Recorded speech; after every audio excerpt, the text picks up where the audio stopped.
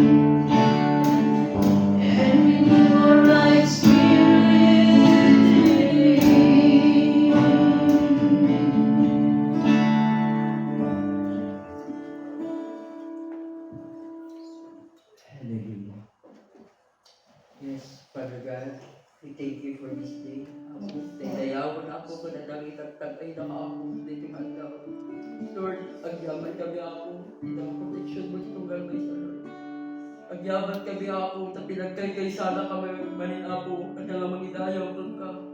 Kada man nga dingog ka dagiti sa Lord. Lord, ada kami ti ako kasi papakumbaba ako. Agtugaw ako sa kaanam. Agdawat ako ti pamakawan Lord, kada dagiti nga nagpupuranan ni nagbasbasulan ni Lord, nagitihan nga makayayo ako nga makita ti panagbiag ni Lord. Pakawalan na kami ako. Dinisa mo ako ti pusukit pa Lord. Basta Lord, kada nga nadalos kami ako, kada nga magpadayaw kun ka. Kada nga nadalos kami Lord, kada nga agdingag ka dagiti nga sasam Lord. Kani kami akong timatang Lord. Lord, ikubitar dito ka akong dagiti nga service ni. Sika kada akong ti makipaganda. Even ka dagiti nga aramatong Lord, aling tarang ka dito tunggal may sa Lord. Iliwin na kami ako iti cross mo Lord, sika ka di ako ti makita iti panagbiag mi Lord. Sika lang ka di ako ti maitagtag ay ako nga da kami ako. Lord, lukataba ako ti puso pa Lord iti tunggal may sa akin. Nagdagagdulgag ka dagiti masasaw. Lord, awatan niya ako, maibiyag niya ako, dagiti nga kahit mga ipaadal ka na kami. Basta Lord, patuloy kami ako, di nga pa nagservimi ka. Lord, let your Holy Spirit ako nga trabaho ako, let nga naman ako. Let nga pagdadayawan mi Lord. Bukan ibaybayan ako, nga manggundaway, kabusor ka na kami. Lord, I pray Lord, nga nga service dito, nga nabanligi ako, let nga daw. Lord, agyaman kami ako, si kalain ako, si nga maitay-dayaw, nga may tagtagay. Kadagit dawat karana, may tinagan niya ako, Jesus. Amen. So, upo muna tayo.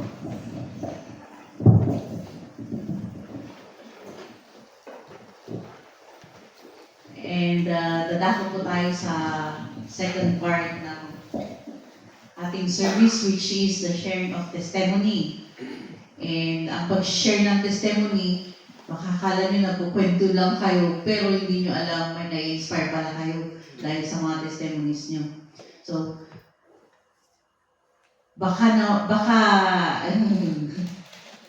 at matiktig na itipus na ngayon nga agibingay iti testimony na pwede po kayo pumunta sa harap.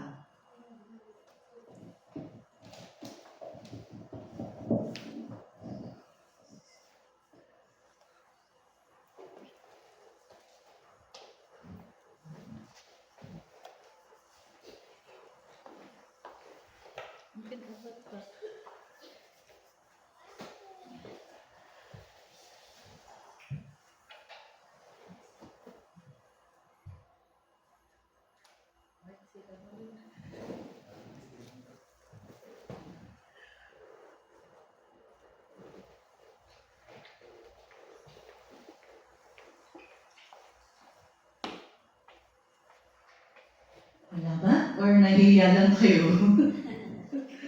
Anyway, so since in-open ko ang testimony, uumpisahan ko dahil baka nahiya kayo. So, laking pasasalamat pa rin sa ating Lord kasi nitong mga nakaraang araw, nakaraang weeks, yung biglang paglamig ng ating weather. And from mainit, tapos biglang lumamig. Akala ko, papampasuin ako dahil sinisipon na ako, barado na. And nakakatakot dahil sa sitwasyon kung tumbundis ako, hindi ako pwedeng magkasakit dahil hindi pwedeng minom ng gamot. Pero, naniniwala ako na dahil sa intervention ng Panginoon He is protecting my health. Kaya hindi nagtuloy ang sipon and I know na tuloy-tuloy pa rin na ang Diyos He is with me all throughout this pregnancy and lahat ng papuri ay sa Diyos. Hindi naman ako ang dahilan dahil dati pag taglamig na, ang bilis kong sipunin na mula nung na-vaccine ng corona or yung COVID vaccine na yun. After nun kasi napansin ko ang parang, I don't know, pare-parehas tayo ba? Pero parang bumaba yung resistensya ko after nung vaccine ng COVID. Pero dahil nga sa grace ni God ngayong taon na to, parang piling ko hindi ako tatablan. And I claim it. And baka merong gusto mag-testimony dyan, simple lang. Baka may napasaya kayo or pwede nyo namang i-share.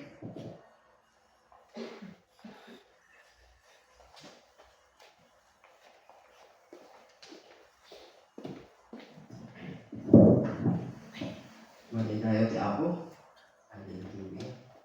So, I want to share, hindi pa ako magsasawa na mag-testify sa kabutihan ng Panginoon sapagkat alam ko kung ano yung ginawa niya sa buhay ko, alam ko kung paano siya nagtrabaho sa buhay ko, kaya hindi ako mahihiya na sabihin na ibahagi ang aking testimony kahit pa paulit-ulit, okay lang yan. Basta, importante nasi-share ko yung kabutihan ng Panginoon sa buhay ko. Actually, I want to share, nung mga bago-bago pa lang po ako sa pananampalataya, in talagang lagi akong target ng kaaway. Kumbaga, ang pagkakalam ko, bilang pag naging Kristyano ka na, pag sumunod ka sa Panginoon, palagi nang masaya, palagi nang wala ka nang problemahin, kumbaga, hindi ka nadal sa testing, pero hindi pala. Pag the more pala na sumusunod ka sa Panginoon, doon pala dumadami yung testing sa'yo, kumbaga ayaw ng kaaway na magpatuloy ka sa iyong pananampalataya sa Panginoon. As in, hindi talaga ako makatulog that time. Lagi akong ginagambala ng kaaway. Gabi-gabi, hindi ako makatulog. May dumadagan sa akin, hindi ako makatulog. Magdamag. Sa wall namin, sa tinitirahan namin sa Elisan, isang sa White House. Pag matutulog na kami, mga alas 2 ng madaling araw, may mga naglalakad. Hindi ko maintindihan. Tumataas lang ang balahibo ko, hindi ako makatulog. May dumadagan sa akin na itim. Kumbaga, hindi ako makahinga, hindi ako makasigaw. Halos araw-araw na nangyayari sa akin yun. Kumbaga, napasabi na ako sa sarili ko, hindi naman ako sumusunod sa Panginoon, hindi naman nangyayari sa akin to. Hindi ko naman nararanasan to. Kumbaga, parang, paano kaya kung hindi na ako magpatuloy?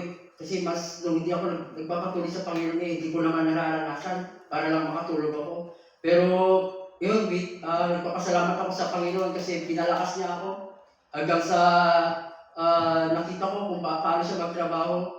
Binaptize nila ako dun sa Baguio, 2023. Doon nawala, doon naputol po yung mga ganong trabaho ng kaaway. Hindi na ako nakakaranas sa mga ganong paggabi.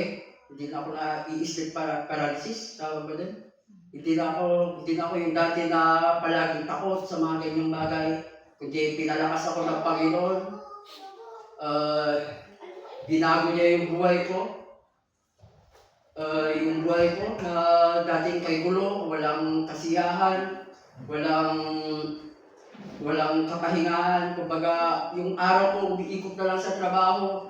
Magtatrabaho ka, uuwi ka, matutulog, gigising ka na naman, magtatrabaho ka na naman, tapos yung sahod mo mapupunta lang din sa mga bisyo, mapupunta lang din sa makamundong bagay.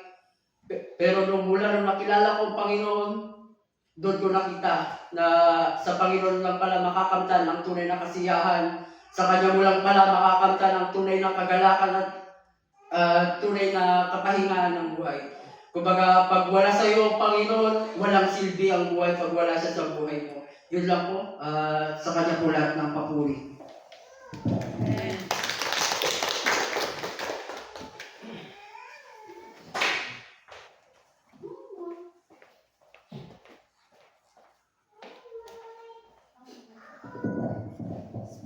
Amen. Meron pa po bang mag-share ng testimony?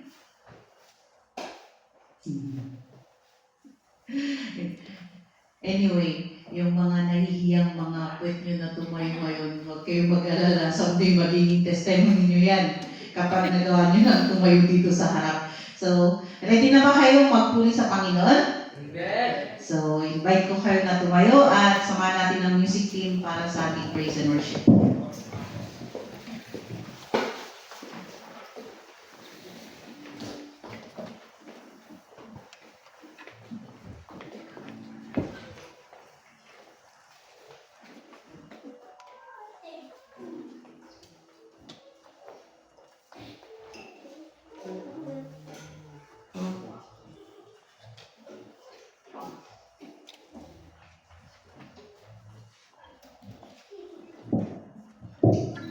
Praise the Lord.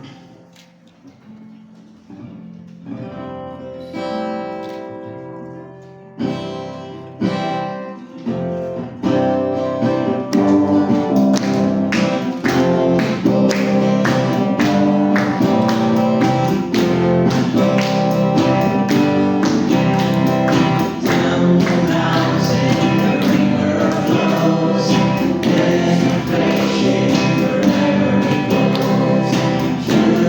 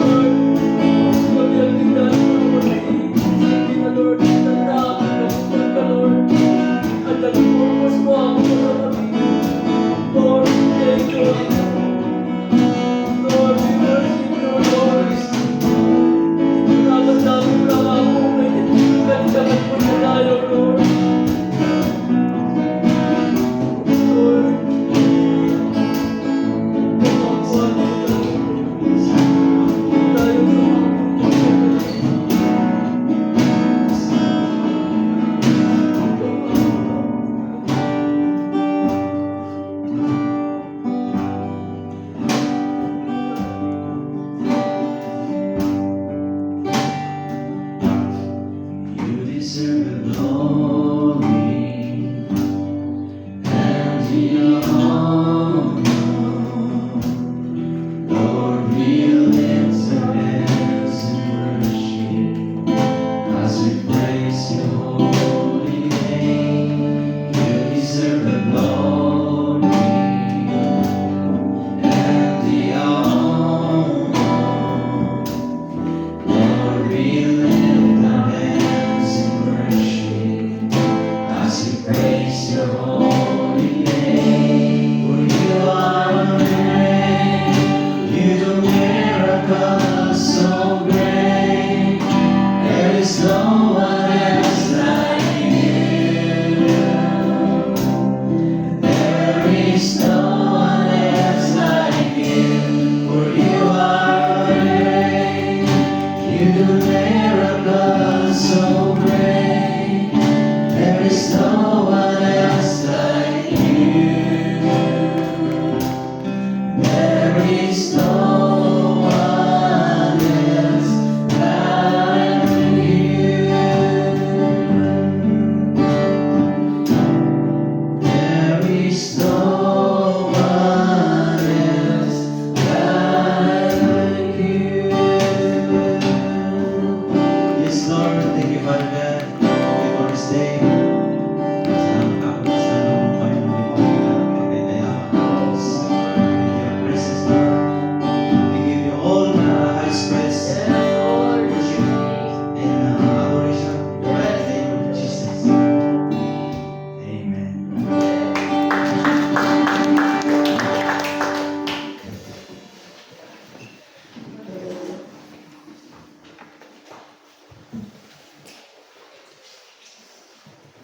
So, na-bless po ba tayo sa ating pagpupuri sa Panginoon?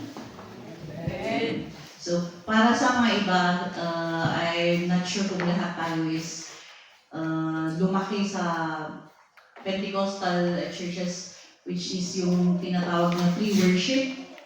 It's yung opportunity natin na personally, we worship the Lord na hindi tayo manonood, but instead, we just say a simple words of praise or pagpapuri or pasasalamat sa Panginoon. And at the same time, yung baka may mga hindi pa nakakaintindi, yung speaking in tongues, yung kay Mark, sometimes kasi yung nagmamanifest kapag yung heart is overwhelming, yung punong-puno ng papuri and it's overflowing. I believe there will be time na may explain din sa atin yun, but hindi yun sinasadya, but instead it's actually a work of the Spirit, parang nanggagaling sa overflowing na presensya ng Panginoon. So as we continue, ay baka ni Pastor, tawagin ko po si Pastor Jersey para i-share ang salita ng Panginoon.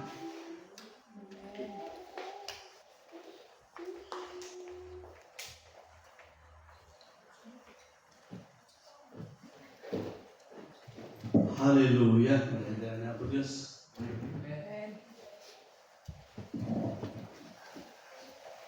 Maganda to. Malapit.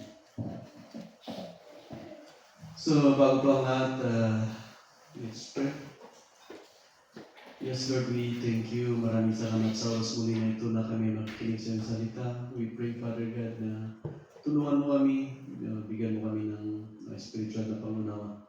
And Lord, as you use me, hide me up behind the cross and let your glory be seen. Lord, help us to into our hearts and fill us with your presence. Lord, thank you.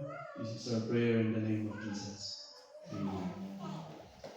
Yung Bible study namin, hindi pala Bible studies, parang ano nga, sharing, no? I forgot yung sa 7x7 na nauna, sabi niya doon, i-clarify ko lang ulit kasi kagabi pa ulit ako, parang hindi ko na banggit ng gusto yun na. Doon sa Daniel chapter 9, about sa ano yung topic namin, about sa coming rapture at mangyayari sa kauli-uli ang araw, in the book of Daniel. Hindi ako talaga nagabi kasi kulang yung pagkasabi ko.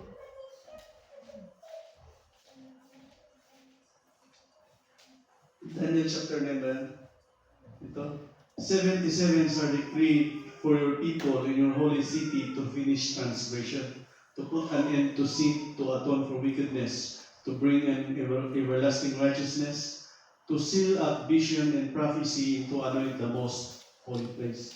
Ito po, 70 times 7 is 490, di ba? Hindi pala 49.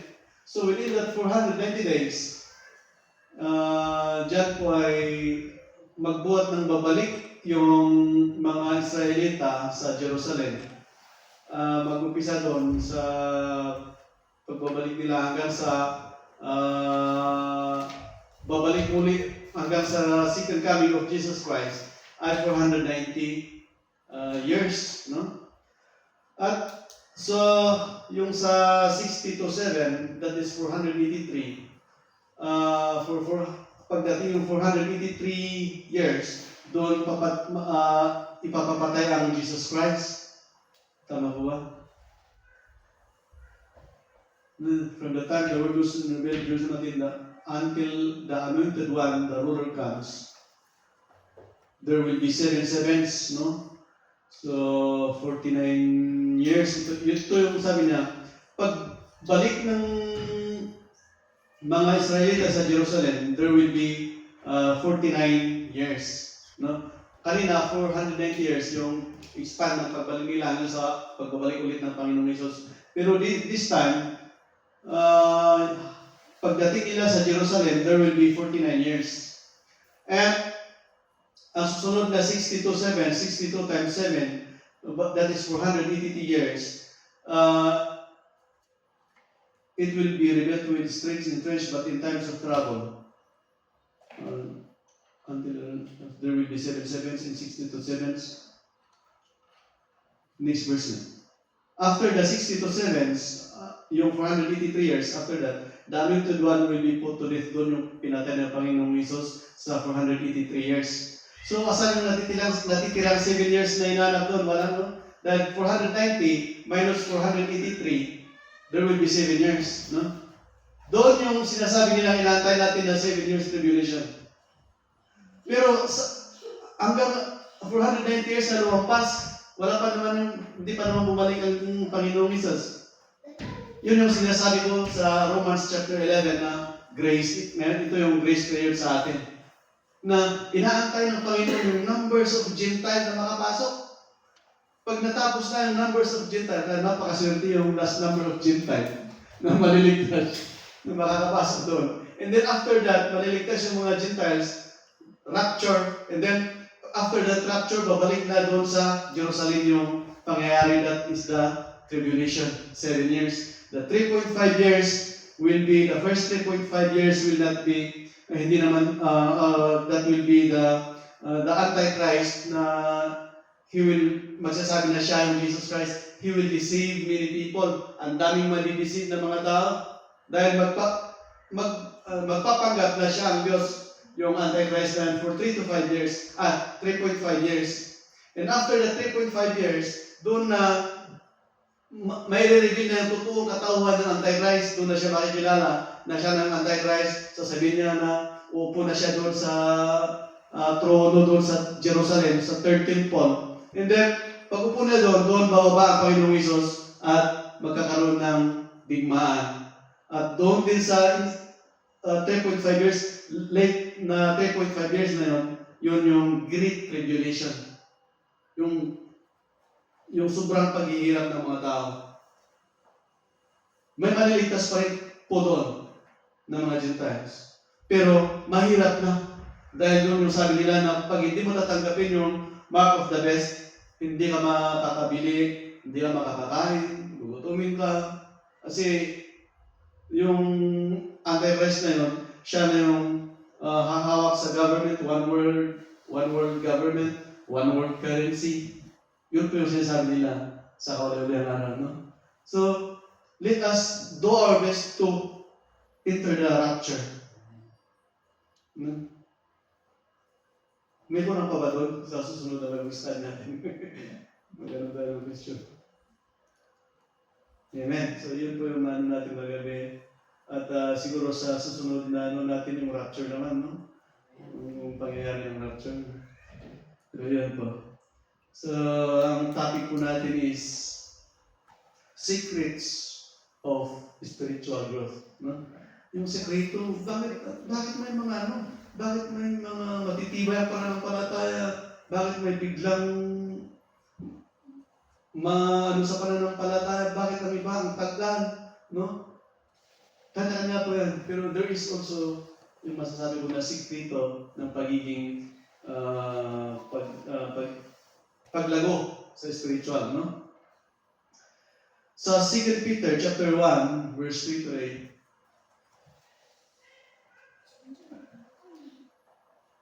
His divine power has given us everything we need for a godly life through our knowledge of Him who called us by His own glory in goodness. Next verse. Though He has given us His very great promise and precious promises, so that through them you may participate in the divine nature, having escaped the corruption in the world caused by evil desires. Next verse. For this very reason, make every effort to add to your faith goodness. Into goodness, add knowledge. Next verse. Into knowledge, self-control. Into self-control, perseverance. Into perseverance, godliness. Into godliness, mutual affection. Into mutual affection, love. The last verse. For if you possess these qualities in increasing measure, they will keep you from being ineffective and unproductive in your knowledge of our Lord Jesus Christ. Ang spiritual growth po, sabi niya dito, is a process of deepening our understanding of ourselves and others, and in strengthening our connection with God. No? Yung parang pinapalakas natin yung connection natin sa Panginoon. Isa pa po sabi na, it refers to the process of developing a deeper relationship with God through actions like prayer, Bible study, and fellowship with other believers. Ito po, it refers to developing deeper relationship with God. No? Nakikita po ang paglago sa isang tao, sa isang mananampalataya na tumitibay yung relasyon natin sa Panginoon. No? Katulad sa bata, ang bata, mahina pa ang tuhod niya, mahina pa ang pangangatawan. Pero habang kumakain, lumalaki, naninigas yung mga katawan, lumalakas, no? Kaya doon natin masasabi na lumalago ang bata, lumalakas. Ganon din po sa pananampalataya, lumalago na rin yung pananampalataya natin kung napapatibay yung ating relasyon sa Panginoon. Tama po.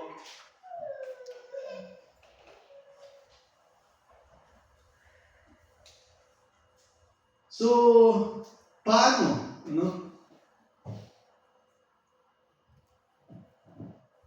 Balikan natin yung verse 3. His divine power has given us everything we need for a godly life.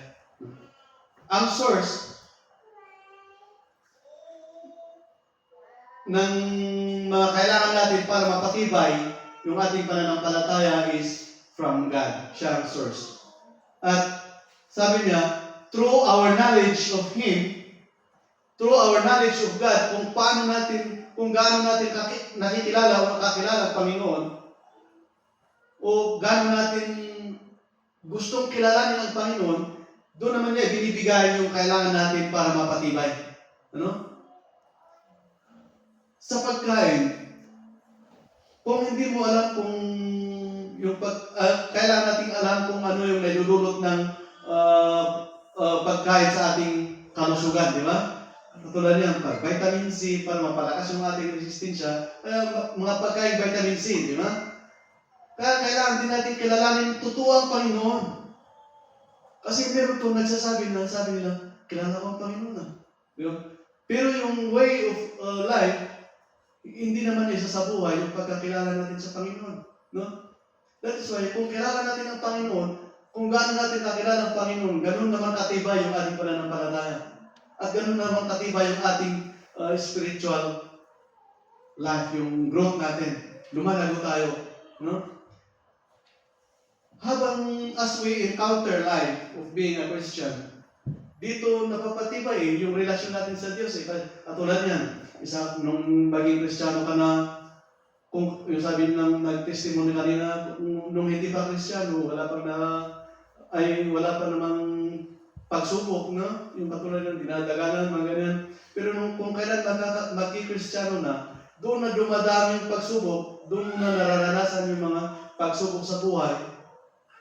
At ang ano noon, kaya ka naman nagkakaroon ng pagsubok sa buhay para kung nalampasan mo yun, doon tumitibay yung relasyon natin sa Panginoon. Doon lumalakas na, ay, totoo pala ang Diyos. Kaya yung level ng faith mo, lumalago. No? Ganyan po siya, and that's the source is the divine power of God. Kasi hindi naman yan bibigay ng Panginoon sa'yo through physical, ito ang lakas mo, ito ang lakas mo, hindi. Through His divine power, godly. No? At sabi niya, through our knowledge sa pamamagitan ng ating pagkakilala sa Panginoon, who called us by His own glory. No? Next verse. Sa pamamagitan dito, yung mga binigay ng Diyos sa atin na mga ganyan, He has given us His very precious promises. Sa pamamagitan ng binigay ng Diyos sa atin na pagkakilala sa Kanya sa spiritual growth natin, sabi niya, doon naman niya binibigay yung mga promises niya sa atin. No? So that, sabi niya, sa pamamagitan nito, yung pananampalataya natin, spiritual growth natin, we will participate in the divine nature, yung godly life, yung sinasabi nitong divine nature. Having escaped the corruption in the world caused by evil desires. Sabi niya, para matakasan natin yung kasamaan sa mundo na caused by evil desires. Nasusundan? Next verse.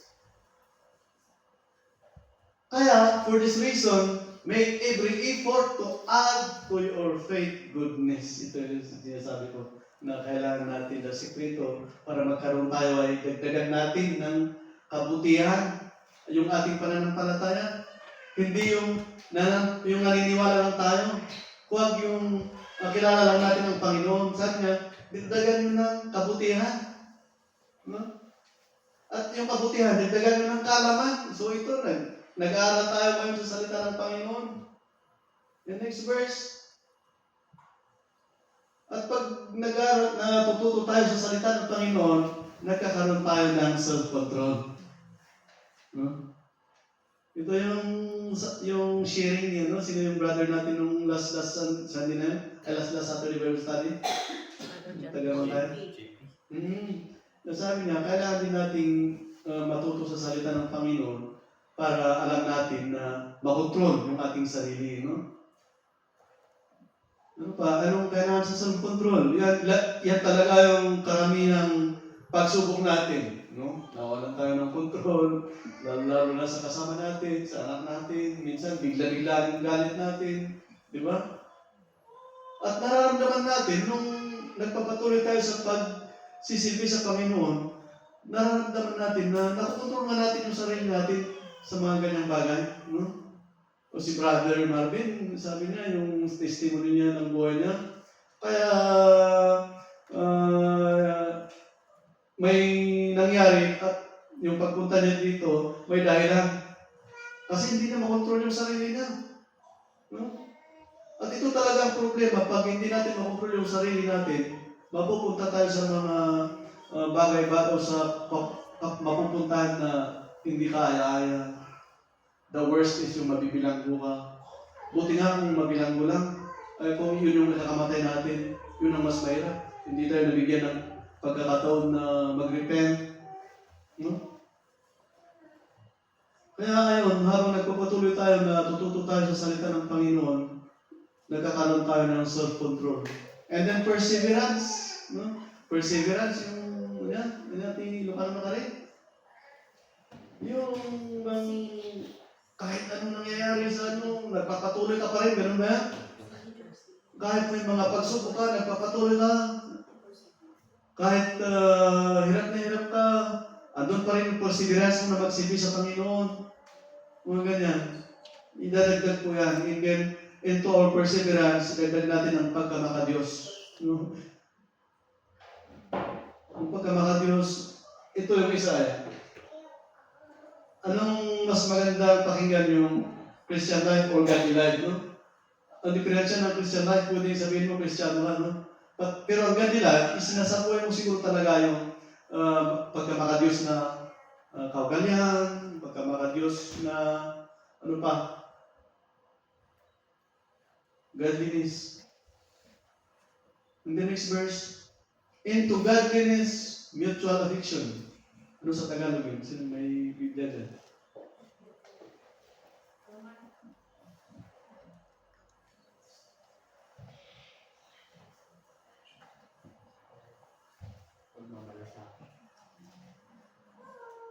Sige.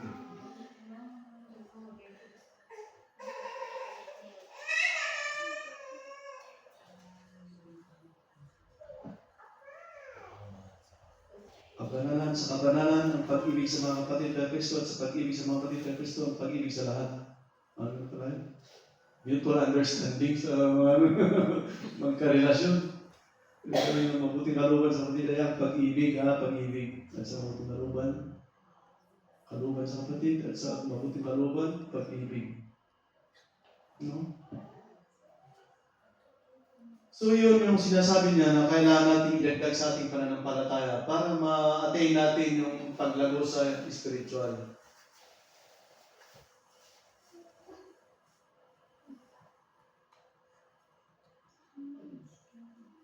At next verse.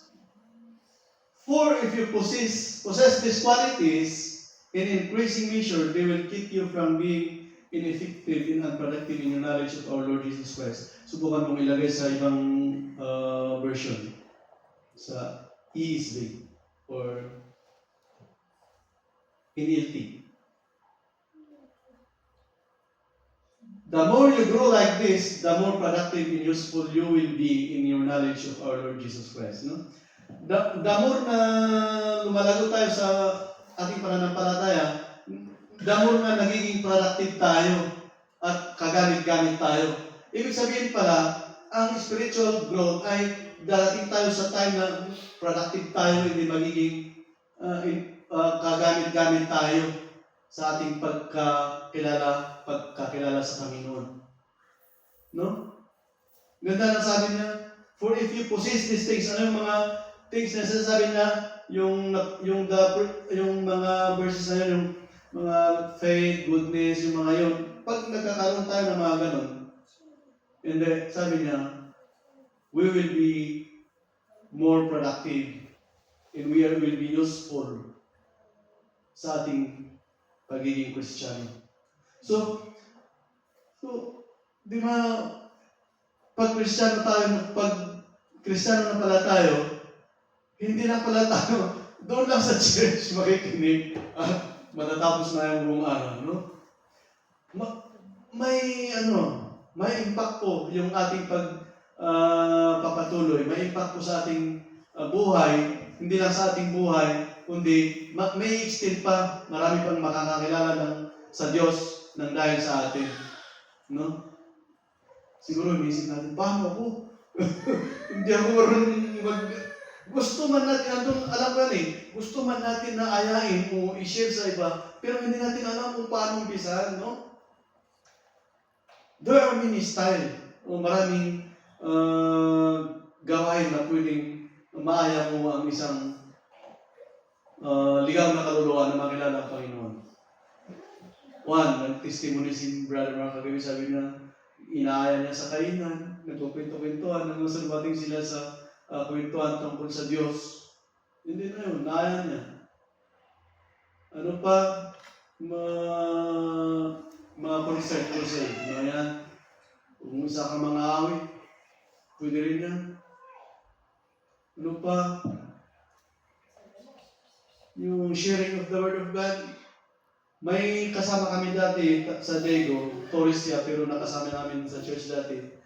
Ang sa kanya naman, nung bigla daw sasakay siya ng tren, may nakita siya parang nag-iisa.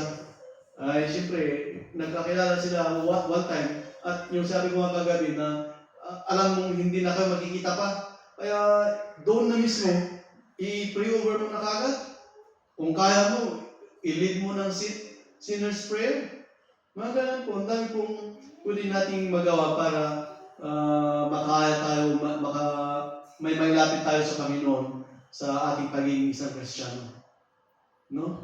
Kahit yung pag-text natin sa kasama natin, na matagal mo nang nakilala, tapos biglang nag-text mo, malay mo, yun yung time na makilala din po niya ang Panginoon. Malay mo yung time na tinext mo yung kaibigan mo, may nararamdaman pala.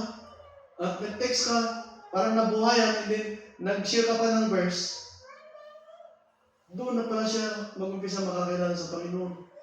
No? There are many kinds.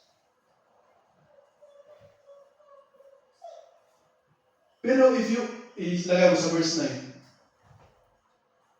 but those who fail to develop in this way are short-sighted or blinded, forgetting that they have been cleansed from their old sins. Balik mo sa inayigin.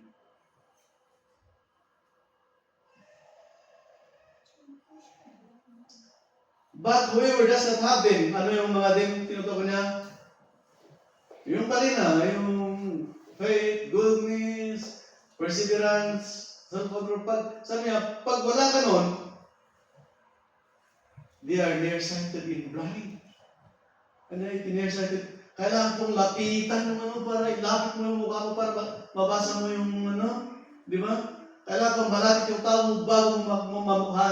Ganyan daw pag wala, hindi mo, ganun daw, pag wala sa atin yung mga napag-aralan natin kanina, para tayong nearsighted in blind, yung hindi makakita, yung, ano ba? Just imagine the blind, no? Hindi nga alam kung saan siya patutungo. Lalo pag walang tungkod, no? Ado, ti madalapos mo ta, no? Wala ka dyan market, o rin ti madalapos mo. Di ba? Yung asawa ko dati, bagong-bago kami noon, may doon sa magsisisi sa sidewalk. Siyempre, maraming tao yun. Siyempre, yung tao, hindi walang na bulat. Ganun-ganun to, nakapanin yung asawa. Yung asawa ko. Siyempre, nagalit ako. Pero nung tinanong ko, ay, bulag. Ganun ba yung mga ng bulag? Hindi makakita talaga. Hindi alam kung saan patutungo. Ganun pag wala tayo. If we do not possess those qualities na napag-aralan natin, para tayong bulag na hindi natin alam kung saan tayo matutungo sa spiritual na pamumuhay natin.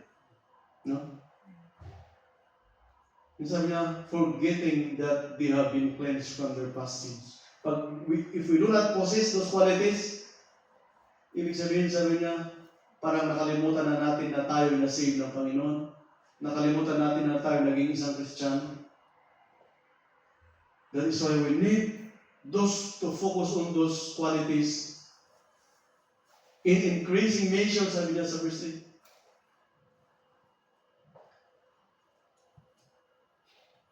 8. Amen?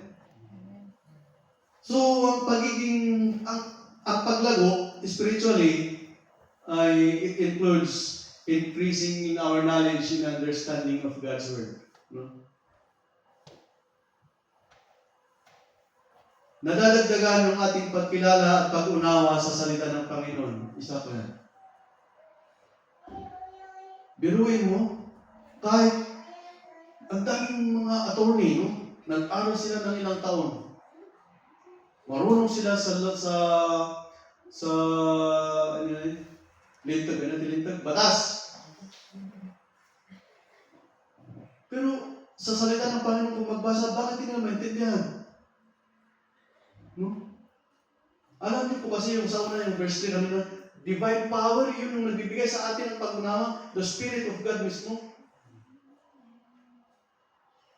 Kaya tayo, hindi naman tayo natapos ng pag-aaral, pero at least binabasa mo na, iintindihan mo, na isa sa buhay pa. Yun yung sa verse 3, balik sa verse 3.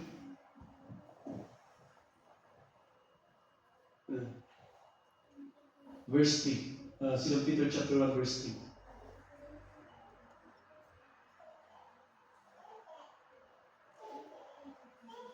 His divine power is the divine power of God who giving us that kind of understanding of God's word. Proverbs chapter 2 verse 6.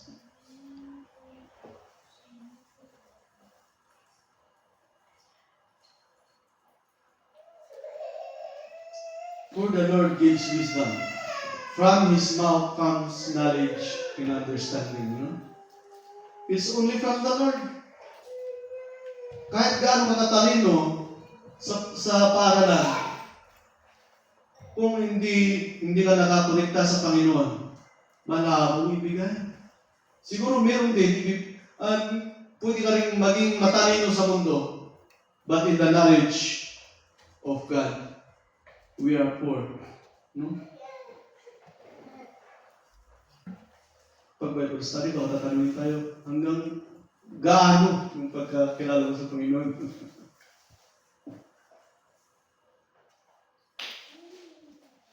Increasing in knowledge and understanding of God's Word. At ang isa pa nating kailangan may matututunan sa ating spiritual growth is nagdi-decrease yung frequency ng ating kasalanan. Di ba? Nababawasan yung makasalanan nating buhay. No? Dahil nagkakaroon na ng takot, alam na natin kung ano yung masama sa hindi. That is why, yung mga makasalanan nating kadalasang nagagawa, nagdi-decrease na nawawala na, unti-unting nawawala hanggang nagpapatuloy tayo, no? Hanggang sa mawala. 1 John chapter 3 verse 9. No one who is born of God will continue to sin, no? Because God's seed remains in them. They cannot go on sinning because they have been born of God. No?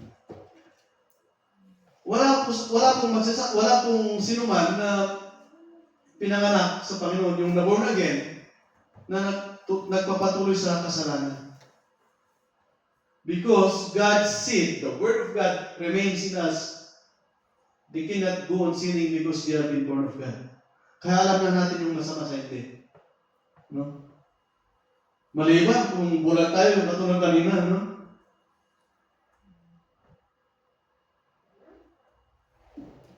Yeah, decreasing our frequency of sin. And then, pangatlo is increasing in our practice of Christ-like qualities. Ano yung Christ-like qualities?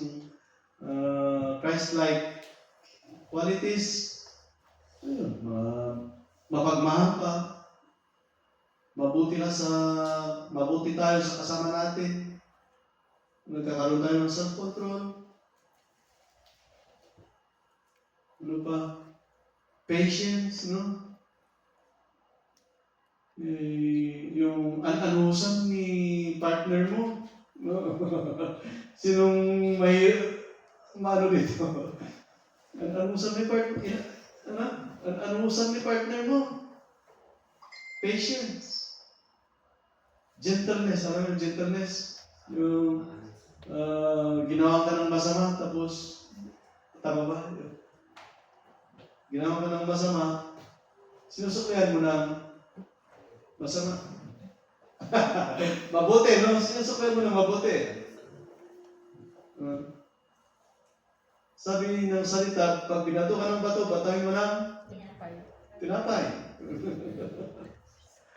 Pag sinampal ka sa isang pisngi, pasampan mo yung kabila. Sino nagagawa nito? Alam niyo, may kasama ako, kwento ko na ba, may kasama ako sa company, Koreano. Tara, napakasama ng ugali. Laging naglalabog, kunting mali mo lang, sumisigaw na kagad. Tapos yung time, nag-ayos kami ng makina, nagbabaklas kami, nalaglag niya yung bakal, hindi siyempre magbigat yun. Tapos nalaglag na sa baba, may parang pambiyaw na nalaglag sa baba. Hindi pa hanping na di manong niya baba, na ano pa sa gitna kasi may nakaharang. Hindi namin mahugot yun, tapos malangis pa. Ang gagawin mo, tulo ko nga, tutusukin mo, ano ba? Ituro mo nga, parang isang gamit na, para tatas siya. Tapos matulas yun, laging natutulas. Eh, pag tinulak ko, natulas. Nung hindi ko maitulak, sigaw na siya. At tapos naitulak ko, nakuha niya. Yes! Gumano siya, binagsak sa harap ko. Siyempre, sa akin din, tao lang din naman ako. Tarang nakakaramdam ako ng inis, galit, o ano pa. Pero pinagtsaga ako kasi Christian ako eh. Sakit sa loob ko, parang kung nung hindi siguro ako nananampalataya pa, hindi ko na. Kasi dito rin mismo talagang nasubukan ko nakipag-Uzbek. Talagang pinakpak ko. May mga, sabi ko nga, may organisasyon ng Pilipino doon na mayayabang din. Eh, siyempre, sabi mo, igurot ako, mata ko, hinampas ko talaga ng buti. Tapos nung napos ng buti na sitakbuhan sila, wala na. Eh, ganun sabi ko, napakatapang ko rin nung hindi ako mananampalataya. No?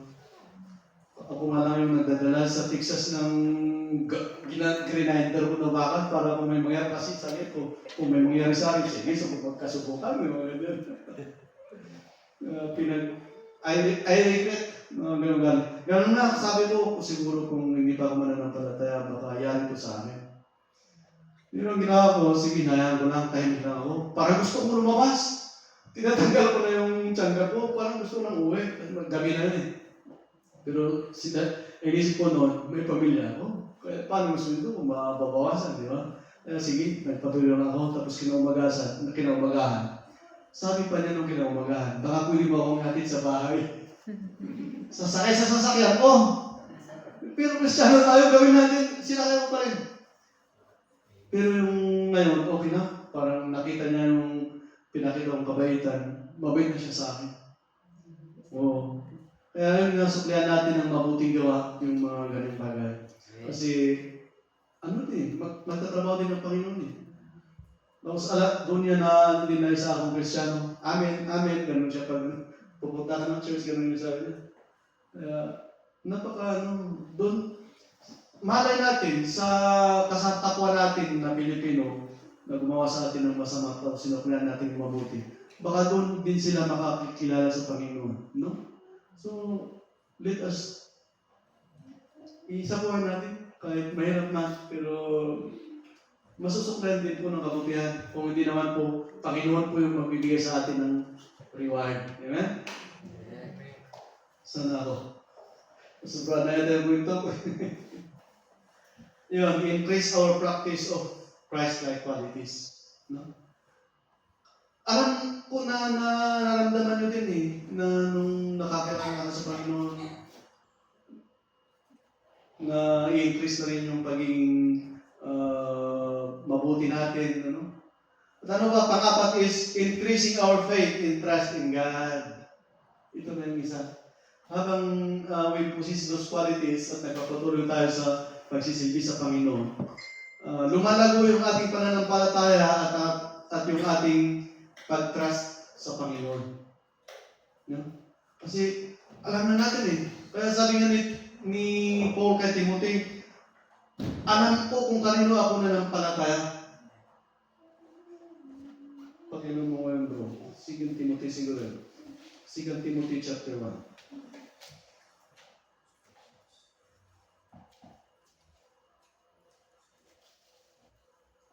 2 Timothy chapter 1 verse 12.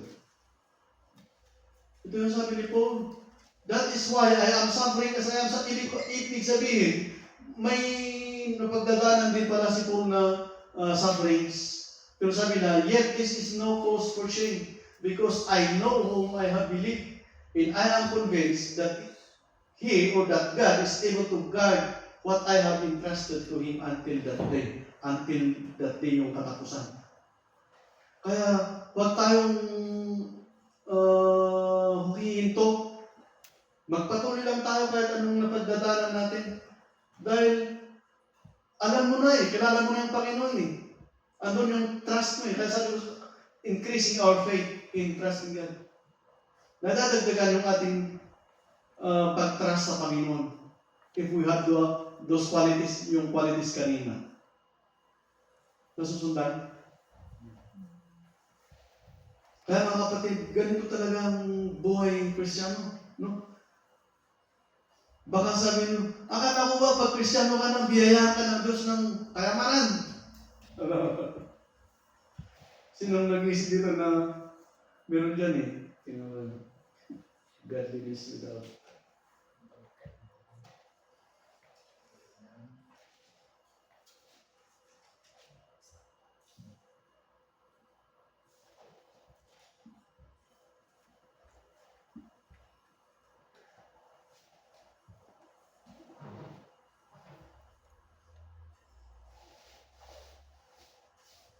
Saan yun mabasa yun? Meron yun eh.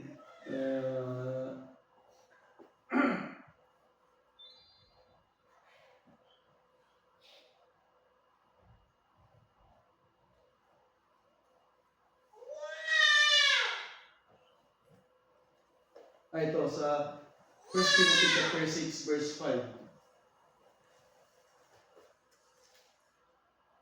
Sabi niya, in constant friction between people of corrupt mind who have been robbed of the truth in who think that godliness is a means to financial gain. No? Ang isip nila, baka Tagalog pa, mga Tagalog, baka mas maano doon.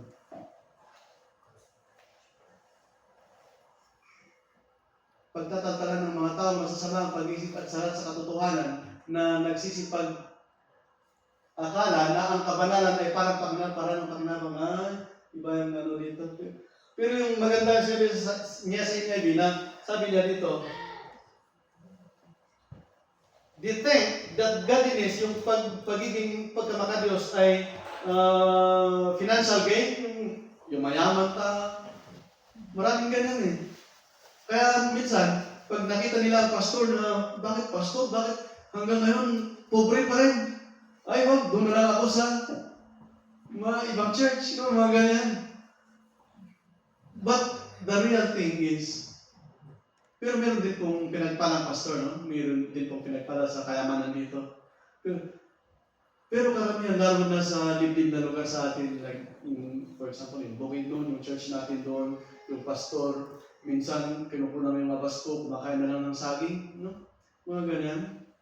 Lalo na part of Cagayan, meron pa yung pastor doon na lalangoy siya kasi wala na siya pambayad sa bangka, lalangoy na lang para maabot yung isang isla para sa Sunday service nila doon. No? Mga ganyan. Pero ang importante niyan, na kahit ganun kahirap, kahit siya lalangoy doon, pero ando pa rin yung trust niya sa Panginoon. Yun ang importante. Kasi pag mawala tayo ng trust sa Panginoon, wala din pala, hindi rin pala ako yayaman dito sa pananampalataya ko, mamaya baka bibigay. Asan yung trust doon? No? So mga kapatid, matututunan natin dito na in every situation, darating tayo sa punto na baka mawawalan tayo ng kayamanan dahil sa ating pagsisibi sa Panginoon, magpatuloy pa rin tayo, just trust God. No? Naikwento ko yung testimony ko about doon sa 500 na nakalagay sa bago namin, yung pandemic yun eh.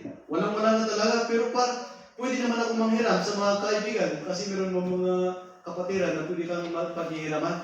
Pero andun parang hindi ako kampante basta parang bala na ang Diyos.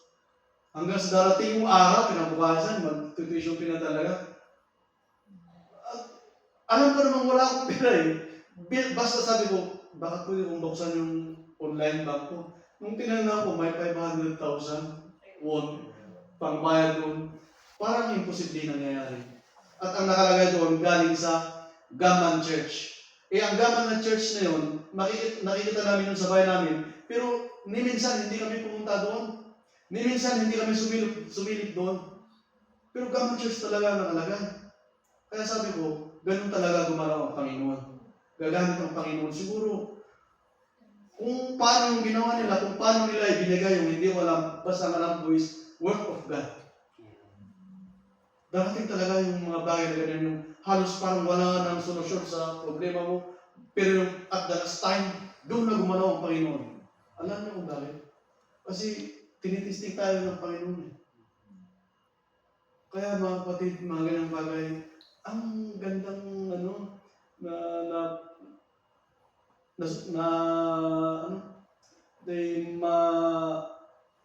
mararanasan natin yung mga ganyang pagsubok sa buhay na nakikita natin na gumagalaw talaga pala ang Panginoon.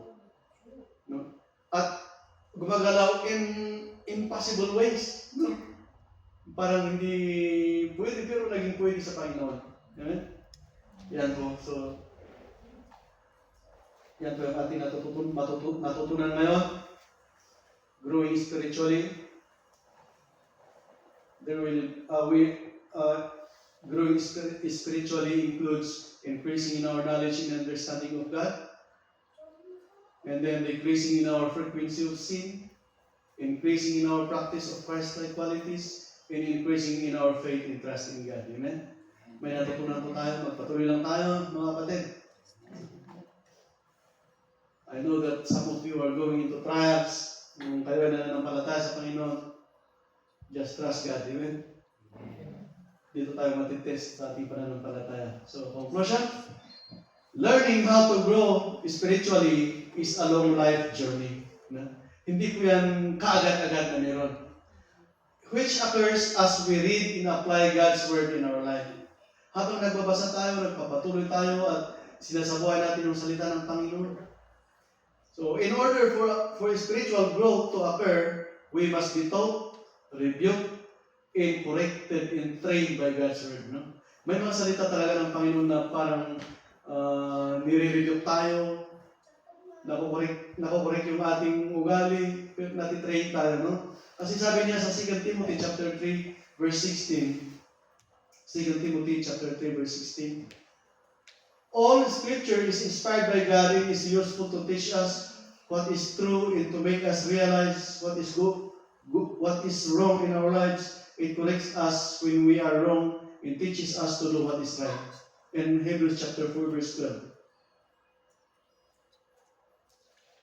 For the word of God is alive and powerful. It is sharper than the sharpest two-edged sword, cutting between soul and spirit, between joint and marrow. It exposes our innermost thoughts and desires. No? Sabi niya, sharp. Mas matalim pa sa double blade na sword. Cutting between soul and spirit, between joint and marrow. Alam niyo yung salita ng Panginoon, minsan talaga parang inaasar ka, o parang, yung nare-review ka ba? Parang alam na. Yung ginagawa mo, parang yung salita ng Diyos, minsan, subukan mo, basta magbasa na taon na parang alam yung ginagawa mo. No? And for me also, na bilang nagagamit, hindi naman ako pwedeng, hindi sabihin kung ano yung sasabi ng salita ng Panginoon. Kasi sabi sa salita ng Panginoon, kung ikaw na tinawag ng Panginoon, at may nakita na may kasalanan, o hindi mo sinabi yung salita ng Diyos doon sa makasalanan, at namatay yung makasalanan, His blood will be on account of me. Kaya hindi pwedeng kontrolin ko kung ano yung pwede mo sabihin sa sinasabi ng Panginoon, kung may nasaktan man sa atin, hindi, wala is the Word of God. Dito tayo matututo, marinig. No? Kung hindi ko sasabihin, pagdating ng araw, ako ang i-judge ng Panginoon.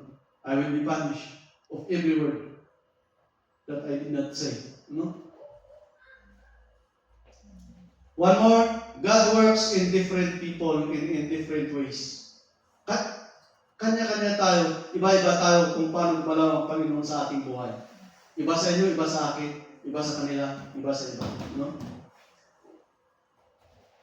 Some grow rapidly, while others grow slowly, but steadily. Our focus should not be comparing ourselves with others, but compare ourselves in God's Word. Dahil ang salita ng Panginoon ay parang salamin sa ating buhay. No? James chapter 1 verse 23, last verse. James chapter 1 verse 23 and 24.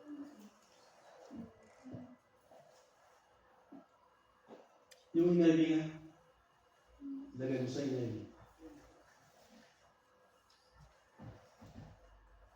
Anyone who listens to the word but does not do what it says is like someone who looks at his face in a mirror. Next verse. And after looking at himself, goes away and immediately forget what he looks like. Yeah. Sinong tao dito na nagsalamin tapos lumabas, nakalimutan mo yung nakita mong mukha mo sa salamin?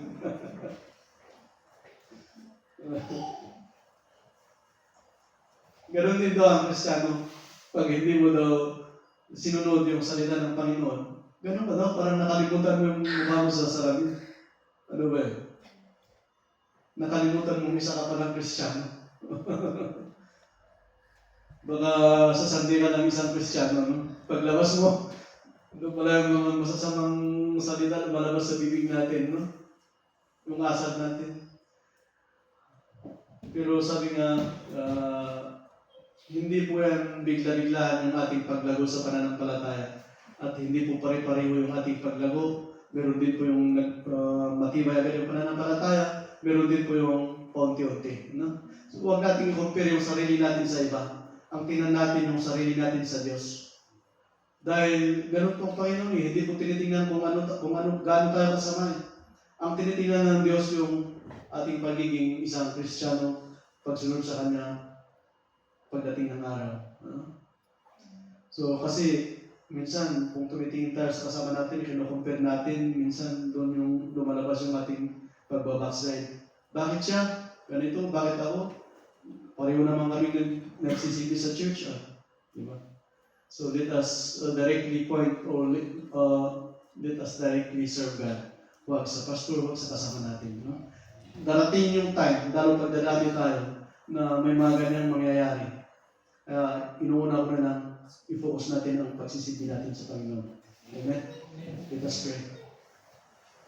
Lord, we thank you. Maraming salamat sa inyong mga salita.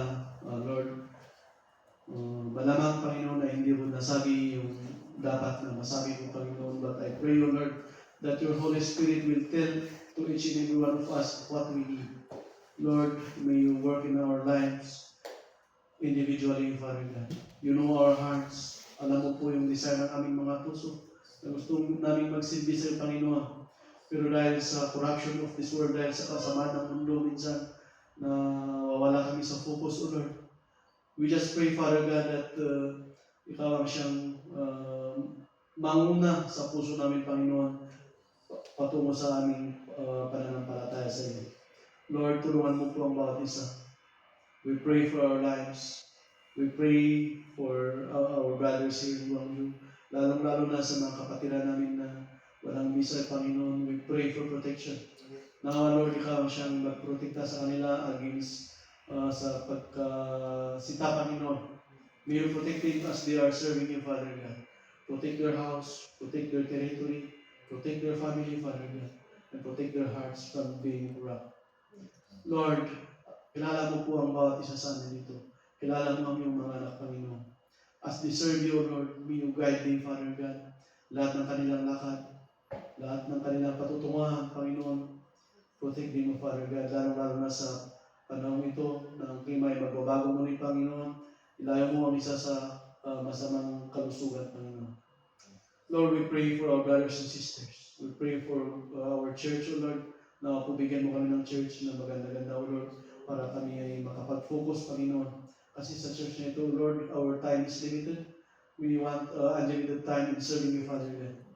Lord, we thank you at ganoon din po sa mga kapatiran na nagagamit sa ministry. We continue to guide them and bless them, Father God, in accordance to your will. Lord, we thank you. This is our prayer. In the name of Jesus. Amen. Amen.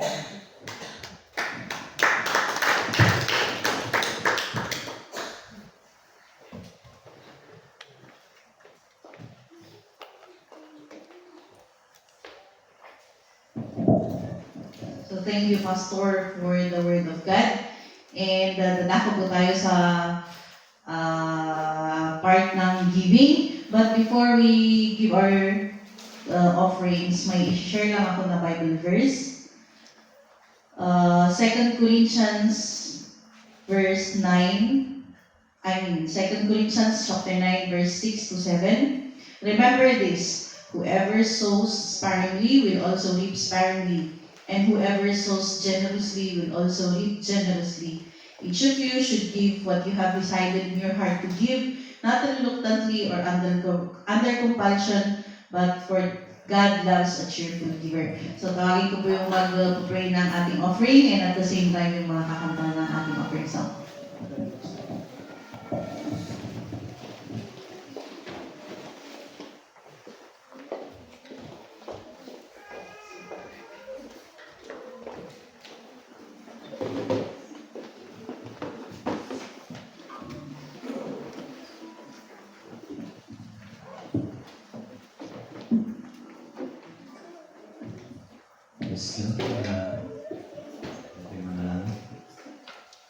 Hallelujah, Father God.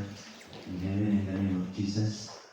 Kaya mga ako, kinito yung Adam, kami na mga dito lugar, dito na lugar ako, Diyos. Maraming salamat po sa buhay ng bawat isa, Panginoon. Salamat po at pinoteksyonan mo po kami sa araw-araw. You guide us, Lord, throughout the day. At Lord, bendisyon ng Maria po, may sa kami sa kami. Tatlo, bendisyon ng matlang ako, Diyos, source of income niya ako, Diyos. Bendisyon ng iti company, pagtatrabawan ni, proteksyon ng ako, Diyos, proteksyon ng kami, iti adaw-adaw kami pa nagtatrabaho ako, Diyos. At Lord, pakawan ng iti nagpasulan ni, iti imatang mo ako, Diyos. Banal na kami mga mundo. Linisan na kami ako, Diyos. Iti physical, mental, emotional, naman spiritual. At ito ang aming dalangin sa pangalan ni Jesus. Aming dalaligtas.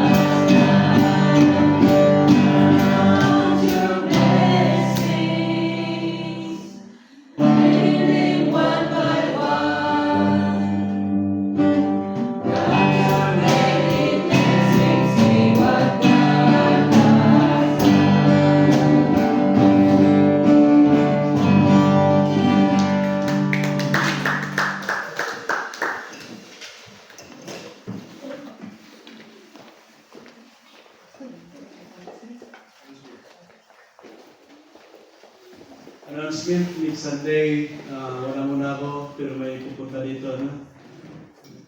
Baka si Brother Mark, baka pwede na. Wala kami next Sunday, at yung mamaya yung magdi-DTC, may DTC ko mamaya online. Ano pa, siguro sa susunod, mag-meeting ulit tayo about sa Christmas party, kung ano yung ano natin, mag-decide tayo. Mag-meeting sa group nyo. Kung okay sa atin na join Christmas party or kanya-kanya na sila. Yun lang. And then thank you. Thank you for everybody. Next Sunday ulit.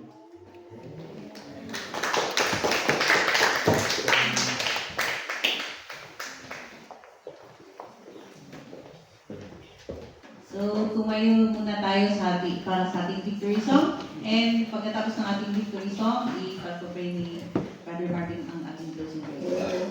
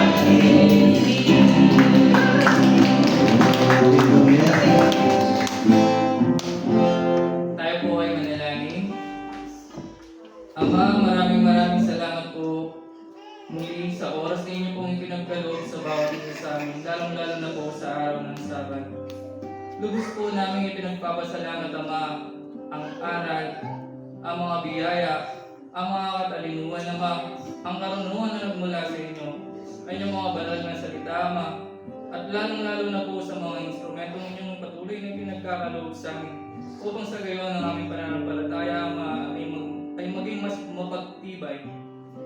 Ama, lubos po namin ipinagpapasalamat sa kabilangan po ng mga bawat pagsubok na ay po nararanasan na hindi niyo po pinahihintulutan naman na isa man ay mawalay sa amin. Ama, patuloy niyo po sana kaming gabayan at ingatan sa araw-araw naming buhay. Naway maging totoo ang bawat isa, Ama, at may isa buhay ang mga salitang inyong ipinagkakaloob sa akin. Ama, aming pong itinadalangin sa ngalan ng aming Panginoong Hesus, naway ingatan niyo po kami sa aming mga pag-uwi. Lalo rin po namin itinataas sa inyong banal na harapan, Ama, ang aming pong mga mahal sa buhay na nasa Pilipinas, Ama, na dumadanas po ng bagyo sa mga sandaling ito. Ama, lupubin niyo po sana sila ng kaingatan. Huwag niyo po sana pahintulutan isa man sa kanila, Ama, may mangyari masama. Maging ang kanilang mga ikinabubuhay, Ama. Muli, Ama, Naway maging patotoo kami sa aming mga kapatid na hindi pa namin kasama sa inyong bahay-sambahan. Gamitin niyo po kami Ama bilang inyong instrumento upang maibahagi po namin ang mga karunungan, ang aral at ang mga biyaya inyong ipinagkaloob sa aming kapwa. Maraming salamat po Ama at ang lahat po ng ito ay aming dinadalangin sa ngalan ng aming Panginoon